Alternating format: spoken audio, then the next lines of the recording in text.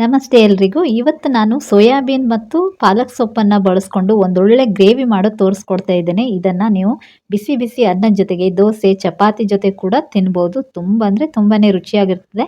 ಬನ್ನಿ ಹಾಗಾದರೆ ಇದನ್ನು ಯಾವ ರೀತಿ ಮಾಡೋದಂತ ನೋಡ್ಕೊಂಡು ಬರೋಣ. ಇದನ್ನು ಮಾಡ್ಕೊಳ್ಳೋದಕ್ಕೆ ಮೊದಲೇ ನಾನಿಲ್ಲಿ ಒಂದು ಪಾತ್ರೆಯಲ್ಲಿ ನೀರನ್ನು ಬಿಸಿ ಆಗೋದಕ್ಕೆ ಇಟ್ಕೊಂಡಿದ್ದೆ. ಈ ನೀರು ಬಿಸಿ ಆದ ತಕ್ಷಣ ಇದಕ್ಕೆ ನಾನಿಲ್ಲಿ ಒಂದು 3/4 ಕಪ್ ಆಗೋಷ್ಟು ಸೋಯಾಬೀನನ್ನು ಸೇರಿಸ್ಕೊಳ್ತಾ ಇದ್ದೇನೆ. ಇದಕ್ಕೇನೆ ಒಂದು ಸ್ವಲ್ಪ ಉಪ್ಪನ್ನು ಕೂಡ ಸೇರಿಸ್ಕೊಂಡು ಈ ಬಿಸಿ ನೀರಲ್ಲಿ ಒಂದು 2 ನಿಮಿಷ ಕುದಿಸ್ಕೊಂಡ್ರೆ ಸಾಕು. ತುಂಬ ಹೊತ್ತೇನು ಕುದಿಸೋದು ಬೇಕಾಗಿಲ್ಲ.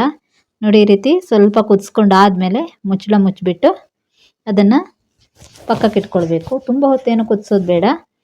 ಇವಾಗ ನೋಡಿ ಗ್ಯಾಸ್ ಆಫ್ ಮಾಡಿಬಿಟ್ಟು ಸೈಡಿಗೆ ಇಟ್ಕೊಳ್ತಾ ಇದ್ದೇನೆ. ಇದು ಸಂಪೂರ್ಣವಾಗಿ ತಣದ ಮೇಲೆ ಇದನ್ನು ಈ ನೀರನ್ನು ಸಂಪೂರ್ಣವಾಗಿ ಚೆನ್ನಾಗಿ ಈ ರೀತಿ ಹಿಂಡಿಬಿಟ್ಟು ಅದನ್ನು ಇನ್ನೊಂದು ಪ್ಲೇಟಿಗೆ ಸೇರಿಸ್ಕೊಳ್ಬೇಕು. ಈ ಸೋಯಾಬೀನನ್ನು ಬಿಸಿ ನೀರಲ್ಲಿ ತುಂಬ ಹೊತ್ತು ಕುದಿಸ್ಕೊಳ್ಬೇಡಿ. ಒಂದು 2 ನಿಮಿಷ ಕುದಿಸ್ಕೊಂಡ್ರೆ ಸಾಕು. ಈ ಗ್ರೇವಿ ಮಾಡ್ಕೊಳ್ಳೋದಕ್ಕೆ ಒಂದು ಮಸಾಲೆ ಮಾಡ್ಕೋಬೇಕು. ಅದಕ್ಕೆ 1 ಟೊಮೆಟೊ ಹಣ್ಣನ್ನು ಕಟ್ ಮಾಡಿ ಇಟ್ಕೊಂಡಿದ್ದೀನಿ, 1 ಈರುಳ್ಳಿ, 1 ಗಡ್ಡೆ ಬೆಳ್ಳುಳ್ಳಿ, ಅರ್ಧ ಇಂಚಾಗುವಷ್ಟು ಶುಂಠಿ, 2 ಹಸಿಮೆಣಸಿನ್ಕಾಯಿ, ಪಲಾವ್ ಎಲೆ, 2 ಲವಂಗ, ಸಣ್ಣ ಚಕ್ಕೆ ಮತ್ತು ಚಕ್ರದ ಹೂವಿನ 2 ದಳಗಳನ್ನು ಸೇರಿಸ್ಕೊಂಡಿದ್ದೇನೆ.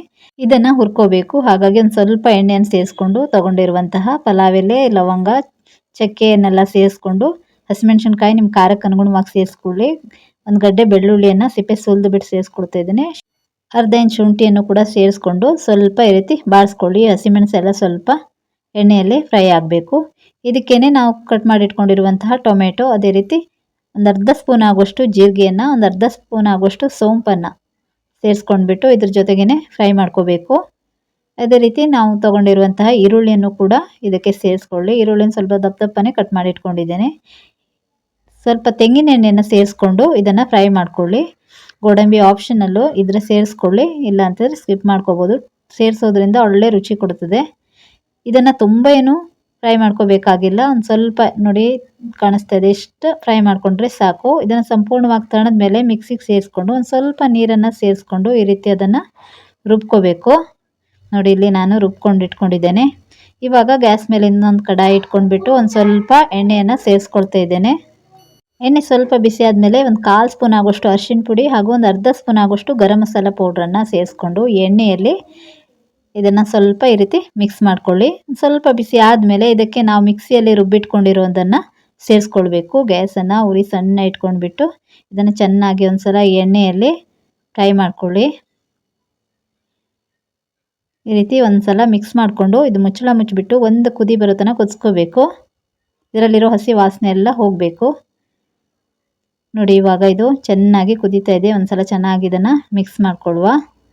ಈ ರೀತಿ ಸೋಯಾಬೀನ್ ಮತ್ತು ಪಾಲಕ್ ಸೊಪ್ಪನ್ನು ಸೇರಿಸ್ಕೊಂಡು ಗ್ರೇವಿ ನೀವು ಮನೇಲಿ ಒಮ್ಮೆ ಟ್ರೈ ಮಾಡಿ, ತುಂಬ ಚೆನ್ನಾಗಿರ್ತದೆ. ಇಲ್ಲಿ ನಾನು 1 ಕಟ್ ಆಗೋಷ್ಟು ಪಾಲಕ್ ಸೊಪ್ಪನ್ನು ನೀರಲ್ಲಿ ಬಿಸಿ ನೀರಲ್ಲಿ ಕುದಿಸ್ಬಿಟ್ಟು ನಂತರ ರುಬ್ಬುವಾಗ ಉಪ್ಪನ್ನು ಸೇರಿಸ್ಕೊಂಡೇ ರುಬ್ಕೊಂಡಿದ್ದೇನೆ. ಪುನಃ ಮತ್ತೆ ಉಪ್ಪನ್ನು ಸೇರಿಸ್ಕೊಳ್ತಾ ಇಲ್ಲ. ಇವಾಗ ಇದನ್ನು ಒಂದು ಸಲ ಚೆನ್ನಾಗಿ ಮಿಕ್ಸ್ ಮಾಡ್ಕೋಬೇಕು. ಈ ರೀತಿ ಮಿಕ್ಸ್ ಮಾಡ್ಕೊಂಡು ಆದಮೇಲೆ ಇದನ್ನು ಪುನಃ ಕುದಿಸ್ಕೋಬೇಕು. ಇದರಲ್ಲಿರುವಂಥ ಹಸಿ ವಾಸನೆ ಎಲ್ಲ ಸಂಪೂರ್ಣವಾಗಿ ಹೋಗಬೇಕು. ಹಾಗಾಗಿ ಮುಚ್ಚಳ ಮುಚ್ಚಿಬಿಟ್ಟು ಒಂದು ಕುದಿ ಬರೋ ತನಕ ಕುದಿಸ್ಕೊಂಡ್ರೆ ಸಾಕು. ಇವಾಗ ನೋಡಿ ಚೆನ್ನಾಗಿ ಕುದ್ದಿದೆ. ಒಂದು ಸಲ ಈ ರೀತಿ ತಿರುಗಿಸ್ಕೊಳ್ಳಿ. ಈ ರೀತಿ ಮಿಕ್ಸ್ ಮಾಡ್ಕೊಂಡಾದಮೇಲೆ ನಾವು ನೀರಲ್ಲಿ ಕುದಿಸಿ ಹಿಂಡಿಟ್ಕೊಂಡಿರುವಂತಹ ಸೋಯಾಬೀನನ್ನು ಸೇರಿಸ್ಕೊಂಡ್ಬಿಟ್ಟು ಪುನಃ ಒಂದು ಸಲ ಮಿಕ್ಸ್ ಮಾಡ್ಕೊಳ್ಳಿ. ತೀರಾ ದಪ್ಪ ಅನ್ನಿಸ್ತು ಅಂತಂದರೆ ಸ್ವಲ್ಪ ನೀರನ್ನು ಸೇರಿಸ್ಕೋಬೋದು. ಯಾಕಂತಂದರೆ ನಾವು ಇದಕ್ಕೆ ಗೋಡಂಬಿನೆಲ್ಲ ಸೇರಿಸಿದ್ವಲ್ಲ, ಹಾಗಾಗಿ ಕುದೀತಾ ಇನ್ನೂ ದಪ್ಪ ಆಗ್ತದೆ. ಹಾಗಾಗಿ ನಾನು ಪಾಲಕನ್ನು ರುಬ್ಬುವಾಗಲೇ ಉಪ್ಪನ್ನು ಸೇರಿಸ್ಕೊಂಡಿದ್ದೆ, ಹಾಗಾಗಿ ಪುನಃ ಮತ್ತೆ ಸೇರಿಸ್ಕೊಳ್ತಾ ಇಲ್ಲ. ನೋಡಿ ಸೋಯಾಬೀನ್ ಸೇರಿಸ್ಕೊಂಡಾದಮೇಲೆ ಒಂದು ಸಲ ಈ ರೀತಿ ಕುದಿಸ್ಕೊಂಡ್ರೆ ಈ ಸೋಯಾಬೀನು ಗ್ರೇವಿ ಜೊತೆಗೆ ಚೆನ್ನಾಗಿ ಹೊಂದ್ಕೊಂಡಾವಾಗ ಒಳ್ಳೆ ರುಚಿ ಅನ್ನಿಸ್ತದೆ ತಿನ್ನುವಾಗ. ನೋಡಿ ಇವಾಗ ಸೋಯಾಬೀನ್ ಪಾಲಕ್ ಗ್ರೇವಿ ರೆಡಿ ಆಯಿತು. ಬಿಸಿ ಬಿಸಿ ಅನ್ನದ ಜೊತೆಗೆ ತುಂಬ ಚೆನ್ನಾಗಿರ್ತದೆ. ನೀವು ಚಪಾತಿ, ಅದೇ ರೀತಿ ದೋಸೆ, ರೋಟಿ ಜೊತೆ ಕೂಡ ಇದನ್ನು ತಿನ್ಬೋದು. ಮಾಡೋದು ಕೂಡ ತುಂಬಾ ಸಿಂಪಲ್ಲು. ನೀವು ಕೂಡ ಮನೆಯಲ್ಲಿ ಟ್ರೈ ಮಾಡಿ. ನೀವು ಟೇಸ್ಟ್ ಹೇಗೆ ಬಂತು ಅಂತ ಕಮೆಂಟಲ್ಲಿ ತಿಳಿಸೋದನ್ನು ಮರಿಬೇಡಿ. ಪಾಲಕ್ ಸೊಪ್ಪು ಸೋಯಾಬೀನ್ ಆರೋಗ್ಯಕ್ಕೂ ಕೂಡ ತುಂಬ ಒಳ್ಳೆಯದು. ಹಾಗಾಗಿ ನೀವು ಖಂಡಿತ ಒಮ್ಮೆ ಟ್ರೈ ಮಾಡಲೇಬೇಕು. ನೋಡಿದ್ರಲ್ಲ ಎಷ್ಟು ಈಸಿಯಾಗಿ ಮಾಡ್ಕೋಬೋದು ಅಂತ. ತುಂಬ ಸಿಂಪಲ್ಲಾಗಿ ಯಾವ ರೀತಿ ಪಾಲಕ್ ಮತ್ತು ಸೋಯಾ ಗ್ರೇವಿನ ಯಾವ ರೀತಿ ಮಾಡೋದಂತ ತೋರಿಸ್ಕೊಟ್ಟಿದ್ದೇನೆ.